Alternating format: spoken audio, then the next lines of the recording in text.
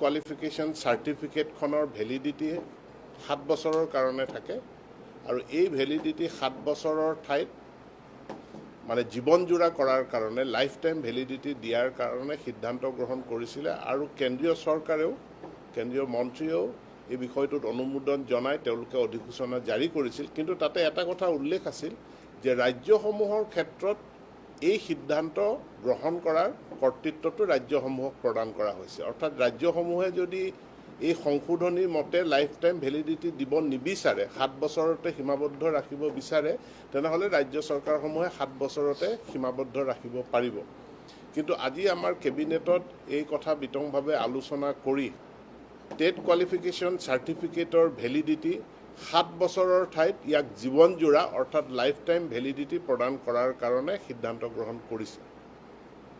কিন্তু চাকৰিৰ নিযুক্তিৰ ক্ষেত্ৰত যদিও লাইফ টাইম ভেলিডিটি থাকিব বা জীৱনজোৰা ইয়াৰ ভেলিডিটি থাকিব কিন্তু চাকৰিৰ যি বয়সৰ ঊৰ্ধ্বসীমা থাকে আৰু সেইটো সময়ে সময়ে বিভিন্ন বিভাগে তেওঁলোকে ঘোষণা কৰে আৰু এই ঊৰ্ধ্বসীমা প্ৰযোজ্য থাকিব অৰ্থাৎ ঊৰ্ধ্বসীমাৰ ভিতৰতে এই লাইফ টাইম ভেলিডিটিটো প্ৰযোজ্য হ'ব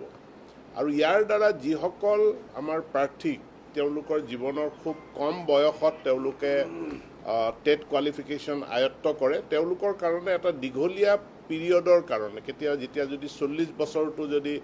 ঊৰ্ধ্বসীমা চাকৰিৰ ক্ষেত্ৰত থাকে তেনেহ'লে 24 বছৰ বয়সত পাছ কৰা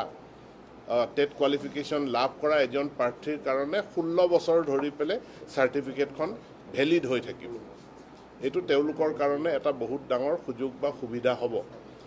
কিন্তু তাৰ লগত উপৰঞ্চি এটা কথা আছে যে প্ৰাৰ্থীসকলে সময়ে সময়ে তেওঁলোকে টেটত যিটো স্ক'ৰ কৰে তাৰ কাৰণে বেটাৰমেণ্টৰ কাৰণে ইম্প্ৰুভমেণ্টৰ কাৰণেও তেওঁলোকে টেট পৰীক্ষা দিব বিচাৰিব পাৰে গতিকে